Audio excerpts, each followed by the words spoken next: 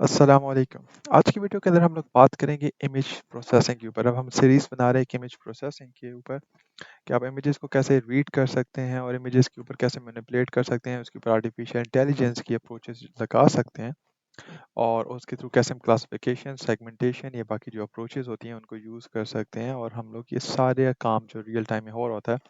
For instance आपका iPhone जो है आपका वो फेस को स्कैन करके बता देता है कि ये आप हैं और या मोबाइल फ़ोन के ऊपर जब अपने फिंगरप्रिंट आप ऐड कर रहे होते हैं, उसके बाद नेक्स्ट टाइम जब भी आप उसको अनलॉक कर रहे होते हैं, तो जस्ट आपके फिंगर लगाने से वो कैसे उसको डिटेक्ट करके, कैसे उसको क्लासिफ़ाई कर लेता है, लाइक कैसे क्लासिफ़िकेशन जारी होती हैं और इमेजेस की बेस के ऊपर, आपकी शक्ल की बेस के ऊपर या किसी चीज़ की भी शक्ल के ऊपर हम लोग कैसे क्लासिफ़ाई कर सकते हैं या बता सकते हैं कि एक चीज़ कौन-सी है।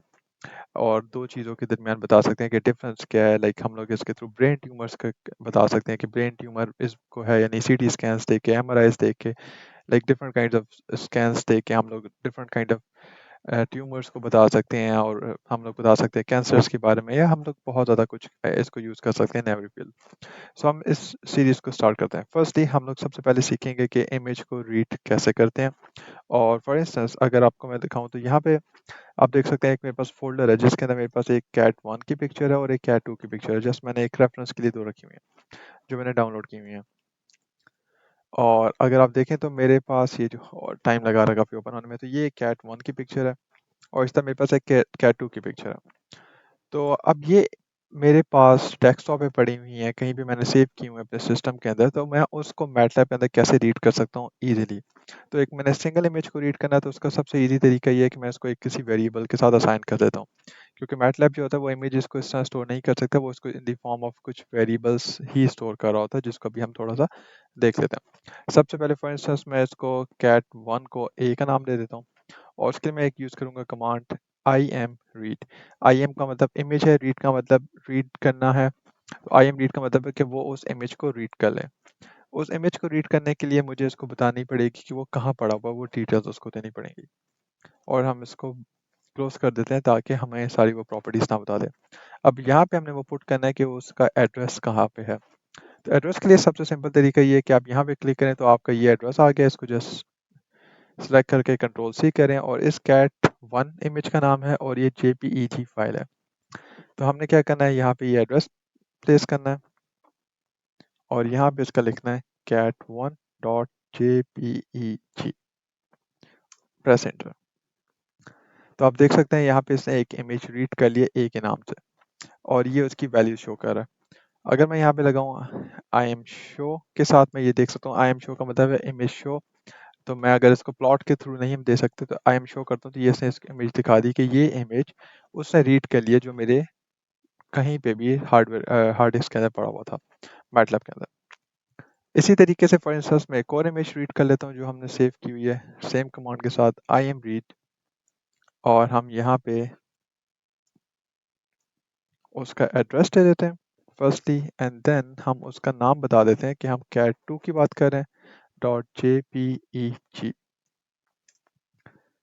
और अब हम इस इमेज को भी इसी कमांड के थ्रू हम देख सकते हैं। तो ये तरीका है इमेज को रीड करने का और सिस्टम के अंदर इन करने का। तो ये हमारे पास सेकंड इमेज है जो हमने स्टोर की हुई है अपने पास। यहाँ पे 2 इमेजेस हैं जो हमने स्टोर की थी, जो भी हमने यहाँ पे मैटलैब में डिस्प्ले करके देख ली।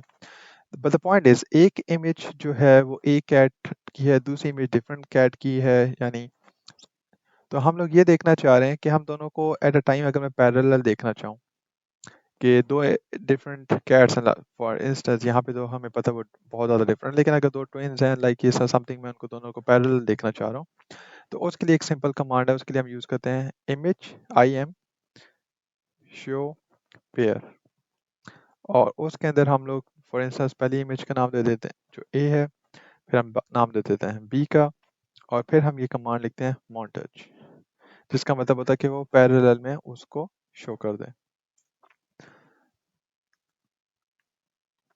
अभी यहाँ पे एक अब जो सबसे इम्पोर्टेंट पॉइंट है जो यहाँ पे दिखाने का, अब आप देख सकते हैं जो आपने इमेजेस मैंने आपको शो करवाई थी, ये इमेज इसका प्रॉपर आ रही है, लेकिन ये इमेज बहुत छोटी आ रही है। इसकी वजह ये है कि इस इमेज की अगर हम बात करें तो इस इमेज का जो साइज़ है वो इस इमेज से बहुत ज़्यादा है।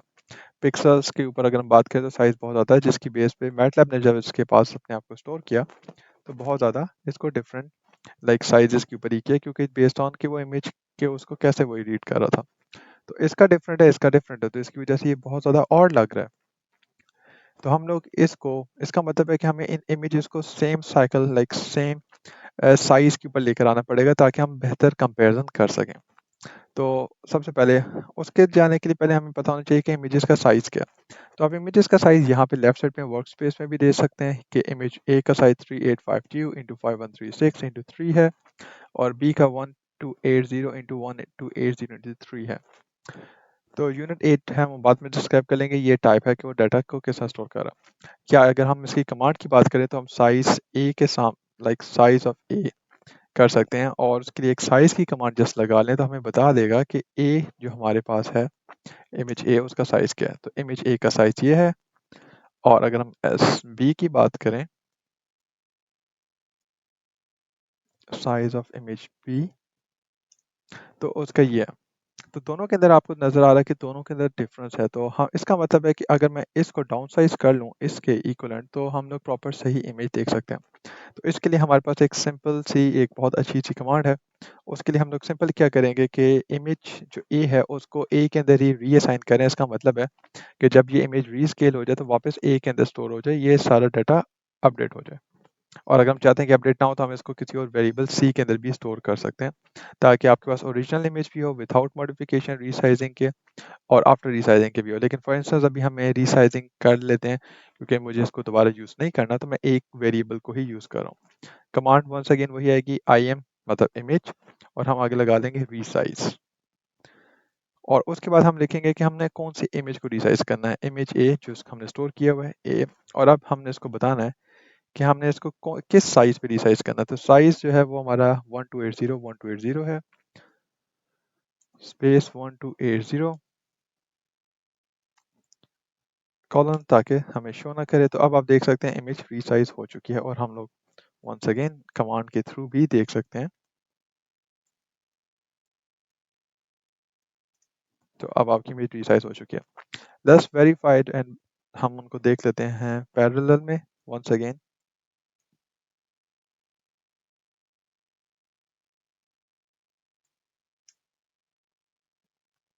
अब आप देख सकते हैं कि दोनों इमेजेस को रीसाइज कर दिया, तो अब दोनों इमेजेस बिल्कुल एक दूसरे के एग्जैक्टली फुल जो उसके लेंथ है उसके अकॉर्डिंग हमें शो हो रहे हैं। तो इस तरीके से हम लोग इमेजेस को रीसाइज कर सकते हैं, रीड कर सकते हैं, उनको पैरेलल शो भी कर सकते हैं, और इंडिविजुअल शो करना है तो आई एम शो की कमांड के साथ।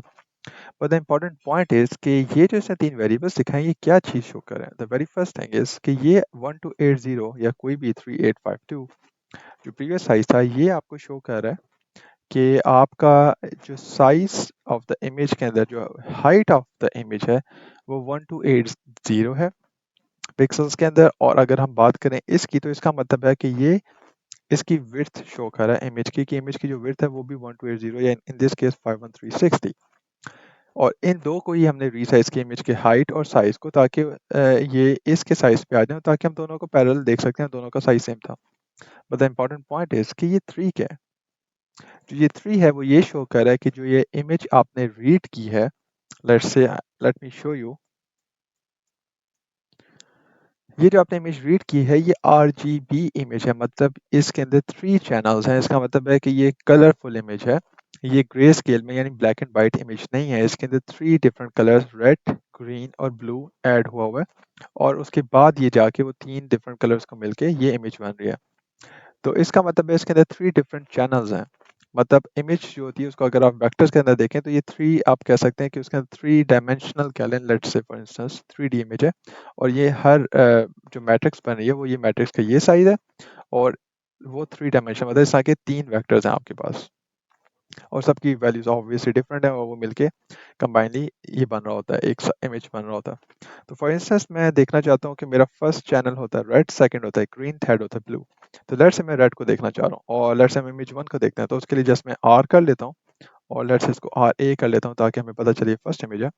और मैं इमेज का नाम लिखूंगा, और उसके बाद मैं इसको कहूंगा कि मुझे ये सारे हाइट को आप कंसिडर करो, as I told you once again, सारी विड्थ को कंसिडर करो, बट जस्ट चैनल वन को।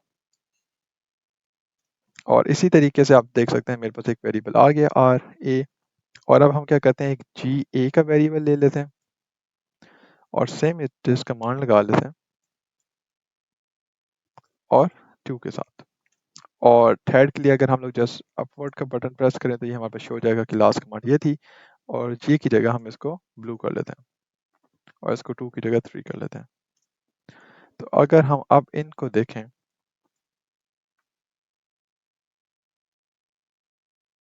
हाँ ए, तो ये इमेज है इसकी रेड, और अब हम देखें ये उसका रेड चैनल था,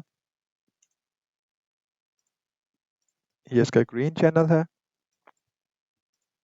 और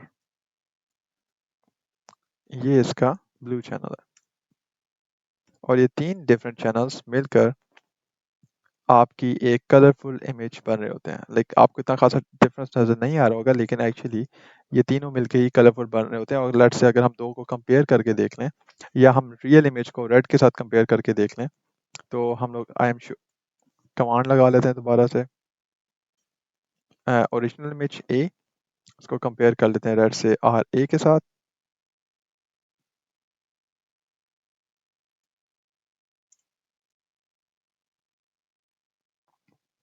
तो आप देख सकते हैं कि ये आपकी ओरिजिनल इमेज है और ये उसका रेड चैनल है। तो आप देख सकते हैं इसमें क्या डिफरेंस है। तो इस कि ये 3 चैनल्स मिलकर ये कलरफुल इमेज बना रहे होते हैं। फॉर इंस्टेंस अगर हम 2 चैनल्स को कंपेयर करके देख लेते हैं, अ, हम रेड चैनल को फर्स्ट देख लेते हैं और लेट्स से ग्रीन चैनल को देख लेते हैं साथ में। तो अब आपको होपफुली थोड़ा-सा डिफरेंस नज़र आ रहा होगा कि यहाँ पे इसके ब्राइटनेस लेवल क्या है, यहाँ पे कैसा है, यहाँ ब्राइटनेस क्या है, यहाँ पे ब्राइटनेस कैसा है। तो ये डिफरेंट कलर्स किस तरह वो पिक कर रहे होते हैं, और ये सारे डिफरेंट इस तरह कलर्स के ऊपर चैनल्स जिसको हम कह रहे होते हैं के ऊपर ये एक मेन इमेज बन रही होती है।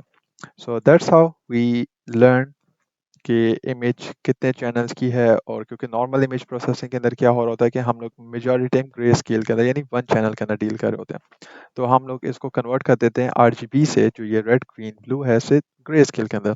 उसके अंदर कन्वर्ट करने की भी डिफरेंट मेथड्स हैं, किस मेथड के थ्रू कन्वर्ट करें वो हम लोग नेक्स्ट वीडियो के अंदर देखेंगे। लेकिन आई होप आपको क्लियर हो गया है कि इमेज को रीड किस तरह करते हैं, शो किस तरह करते हैं, पेयर के अंदर आप शो कैसे कर सकते हैं, अगर उसका साइज डिफरेंट है तो उनके साइज को हम लोग रीसाइज कैसे करें। इमेज प्रोसेसिंग के अंदर बहुत ज़्यादा इंपॉर्टेंट है। जब भी आप कोई मशीन लर्निंग का एल्गोरिथम डेवलप कर रहे होते हो, तो आप इमेजेस को कंपेयर नहीं कर सकते अगर इमेजेस के साइज डिफरेंट है। तो आपको इमेजेस को रीसाइज करना पड़ता है, जो कि हम देखेंगे, और हम कोई लूप लगा के देख लेंगे, क्योंकि हम हर इमेज को इंडिपेंडेंटली तो रीसाइज नहीं कर सकते। हम लोगों को लाइक थाउजेंड्स ऑफ इमेजेस है, तो उनको हम लोग कैसे रीसाइज करेंगे। तो उसके लिए लूप्स लगाना एंड एवरीथिंग हम लोग वो भी सीखेंगे। लेकिन नेक्स्ट वीडियो में आई होप आपको ये समझ आ गई होगी। सो थैंक यू एंड अल्लाह हाफिज़।